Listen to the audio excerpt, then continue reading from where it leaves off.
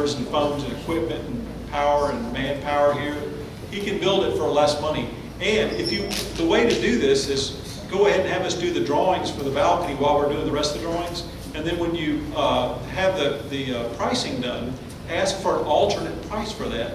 And you can decide if you want to build it now or if you want to push it out in the future. But you'll always have the design, construction, engineering, structural, and it doesn't cost you any money to ask. It doesn't cost you any money to ask them what the value of that would be in today's dollars. So you would have a cost savings if you did it initially? Yes, sir. And of course, you would save all the time and interruption down the road. Yes, sir. That's a very good point. That's a very good point. It's worth considering. Yes, sir. Yes, sir. That same point really is true of the entirety of the project. Right. All the phases will be more compact. My associate Jeff just said that same philosophy would be true with some of the other phases too. If you had them do the education wing while they were on site, that would be of lower values as well. But we understand there's a limit to the resources.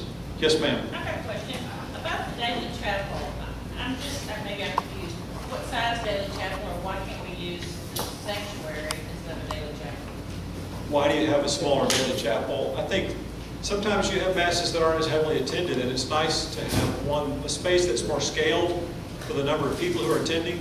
Sometimes it's nice for a wedding or a funeral or just a mass that only has maybe 100 people instead of 12. So what size are we talking about this daily chapel? It has 100 seats in the daily chapel.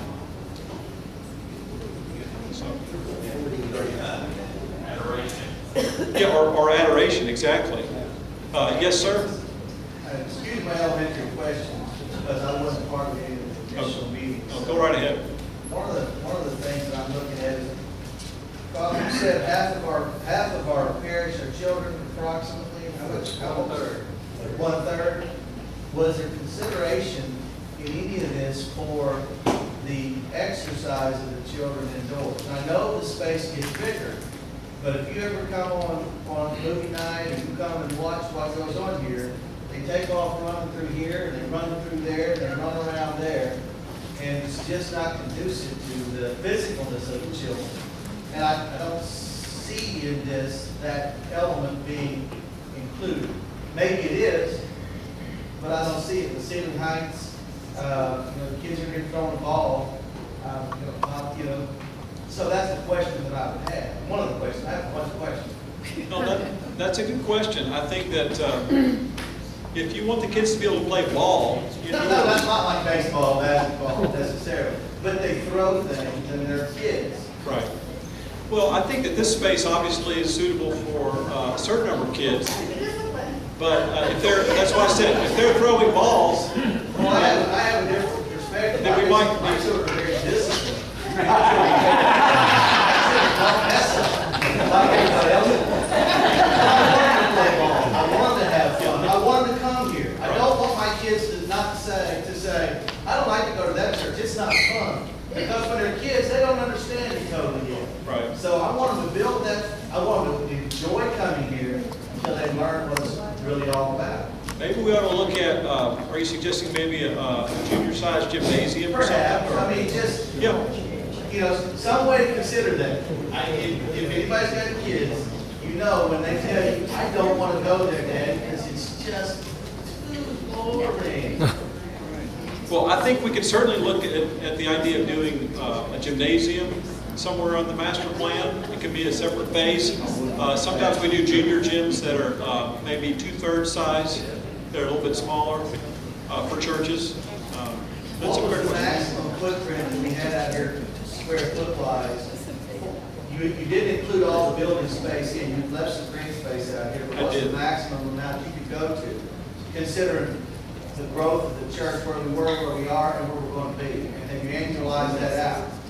Well, we could. Or anybody, not. We could certainly put a little bit more construction out front, but I don't think we have enough space for a gymnasium.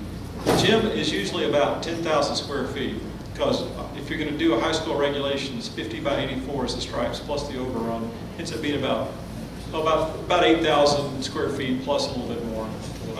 So, yes. Right. Yeah, Ann points out that that green space that we're showing is the building setback land. You can't build in the green space that we showed beyond. You can park in it, but you can't build in it. No, I understand. So if you were going to build a gymnasium, it'd probably have to be more on the back side of the property. And we could take a look at that. Yes, sir? In the process of all this building and everything, last time we were here, we heard about the fact that the priests of the Sacred Heart are delivered. That we may not have a priest. If we don't have a priest, we're definitely going to lose people. So we don't have a $6 million church with the idea that we may not have a priest. And if we have a priest, we may have one. But I guarantee you, we're going to lose people because we don't have a priest. I think we just want to clarify what we said at the last meeting. The Priest of the Sacred Heart retrenched to support this area into the future. We pulled out of areas that required, actually pulled out of churches that had 7,000 and 8,000 families. So, they were churches that were huge, and we do, as